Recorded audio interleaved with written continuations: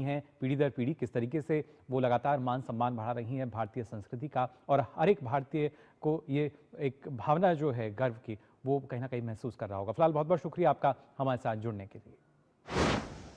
और आइए अब इस मंच में आगे बढ़ते हैं, बात कर लेते हैं भगौड़े मेहुल की। जी हाँ, लगातार प्रयास होते रहे कि आखिर कब तक कोई भगोड़ा बच सकता है, और हमारे देश में सरकार लगातार इस बात का दावा करती है कि वो कोई भी भगोड़ा हो जिसने देश के साथ गद्दारी की हो, या जिस तरीके के लगातार धोखाधड़ी के मामले आए हुए हों, वो विश्व के अंतर्राष्ट्रीय स्तर पर किसी भी कोने में छिपा हो, उसको ढूंढ कर वापस देश लाया जाएगा। और मेहुल चौकसी की अगर बात की जाए तो अब ये रास्ता और साफ होता हुआ नजर आ रहा है। मेहुल चौकसी की तरफ से लगातार हम कह सकते हैं अलग अलग बाधाएं जो हैं वो यहाँ पर आई, क्योंकि वहां पर अलग अलग अपील की गई जिससे जो प्रत्यार्पण है उसको किस तरीके से रोका जा सके। लेकिन अब यहाँ पर रास्ता जो है भारत लाने का चौकसी को, वो साफ हो चुका है। यानी चौकसी पर अब शिकंजा जो है वो भारतीय एजेंसियों का कसता हुआ और नजर आएगा, और खासतौर से जो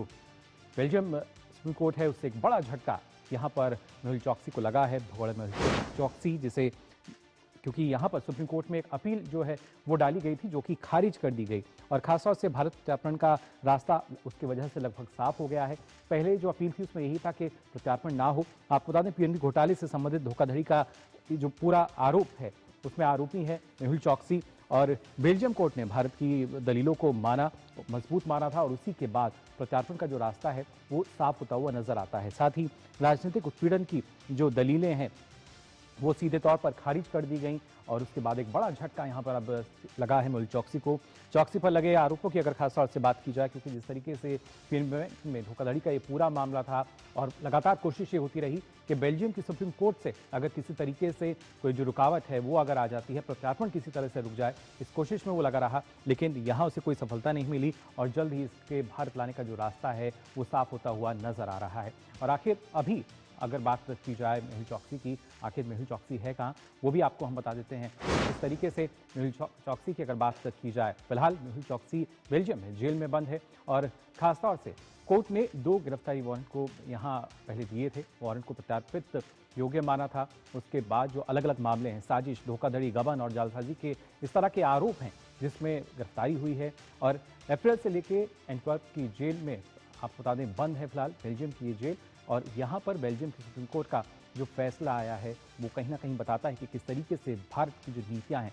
एक मजबूत स्थिति यहाँ नजर आती है, क्योंकि 2018 से प्रत्यार्पण को लगातार मेहुल चौकसी जो है वो चुनौती देता आ रहा है, और इस बार भी उसकी कोशिश यही थी कि किस तरीके से प्रत्यार्पण जो है वहाँ कोई रुकावट आ सकती है, कोई बाधा आ सकती है। लेकिन जो दलीलें यहाँ से दी गई, भारत की तरफ से जो दलीलें दी गई, उसके चलते अब भारत आने का रास्ता मेहुल चौकसी का यहाँ साफ हो चला है। तो भगोड़ा मेहुल चौकसी अब जल्द भारत आएगा, और साथ ही साथ जो जिस तरीके से अलग अलग आरोप लगते रहे हैं पीएनबी बैंक को लेकर, उनमें अब भारतीय जो एजेंसियां हैं उनकी गिरफ्त में भी नजर आएगा। फिलहाल हमारे संवाददाता नीरज सिंह हमारे साथ जुड़ चुके हैं। नीरज, कितनी बड़ी इसको एक जीत के तौर पर भी हम देख सकते हैं कि लगातार जो दलीलें दी गई उनको माना गया, मजबूत स्थिति मानी गई, और उसके बाद अब प्रत्यार्पण का जो रास्ता है वो क्या पूरी तरीके से साफ हो चला है? ज़्यादा दिन दूर नहीं कि जब मेहुल चौकसी यहाँ पर भारत में गिरफ्त में नजर आएगा। देखिए, बिल्कुल आपने सही कहा, ज़्यादा दिन दूर नहीं है, क्योंकि आप देखें कि जांच एजेंसियों ने सिलसिलेवार तरीके से तमाम जो तथ्य हैं वो अदालत में सामने रखे। इससे पहले आप देखें कि मुंबई जो कोर्ट है 2018 में और 2021 में सम्मन इशू किया गया, वो सम्मन भी जो बेल्जियम की कोर्ट है वहाँ पर पेश किया गया, और कोर्ट ने खुद माना कि मेहुल चौकसी के खिलाफ कई सारे संगीन जो अपराध हैं वो हैं। अब मेहुल चौकसी 2 बातें थीं जिनके आधार पर लगातार वो जो बेल्जियम की कोर्ट है उसको गुमराह करने की कोशिश करता रहा कि अगर भारत मुझे भेजा जाएगा तो मेरे ऊपर राजनीतिक साजिश के तहत जो कार्रवाई है वो की जाएगी, तो कोर्ट ने उसको खारिज कर दिया। दूसरी दलील उसने ये दी थी कि मेरी जो हेल्थ है वो ठीक नहीं है, और अगर मुंबई मुझे भेजा जाएगा या दिल्ली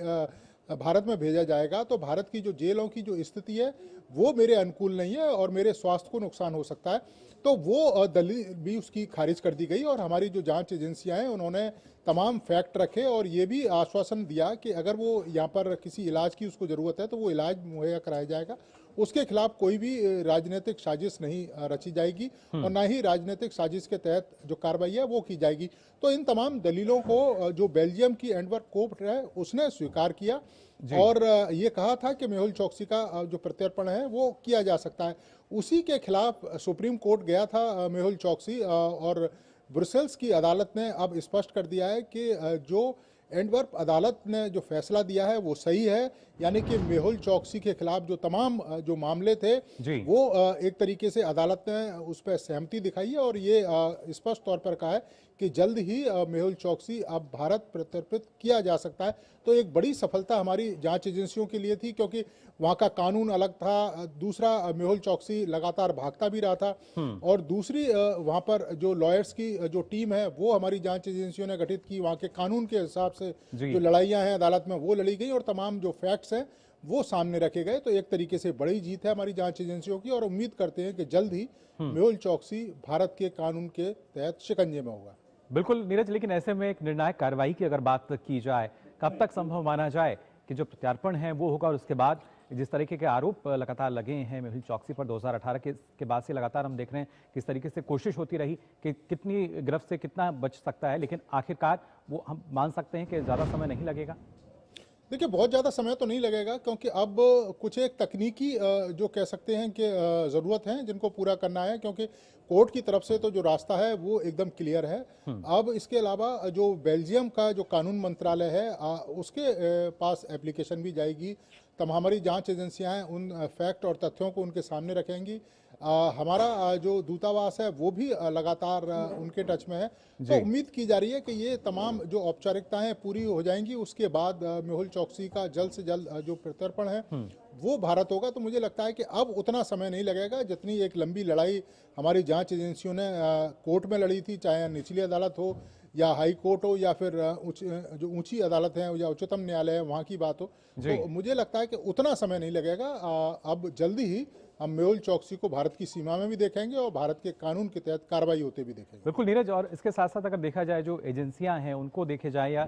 कानून की अगर हम बात करते हैं, क्योंकि प्रधानमंत्री भी इस बात का जिक्र करते हैं कि कोई भी अगर देश से किसी तरह की इस तरह की गद्दारी होती है, धोखाधड़ी होती है, तो वो विश्व के किसी भी कोने में हो उसको भारत लाया जाएगा। उस लिहाज से अगर देखा जाए, क्योंकि पिछले 10 वर्षों की अगर बात की जाए, 10-11 साल में हमने देखा है किस तरीके से जो बड़े बड़े अपराधी हैं उनका प्रत्यार्पण हुआ है।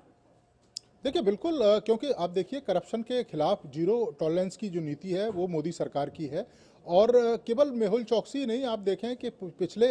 कुछ एक सालों के अंदर बड़ी संख्या में जो आर्थिक भगोड़े थे, जो देश की सीमाओं में अपराध करके विदेशों में भाग गए थे, उनको लाया गया। और सिर्फ आर्थिक भगोड़े नहीं, यहाँ पर भी कई तरह के जो आपराधिक जिन्होंने क्राइम किए थे उनको भी लेकर यहाँ पर हमारी जो जांच एजेंसियां वो लेके आई। अनमोल बिश्नोई एक एग्जाम्पल है जो लंबे अरसे से जिसकी तलाश थी, लेकिन अंततोगत्वा उसको भी भारतीय कानून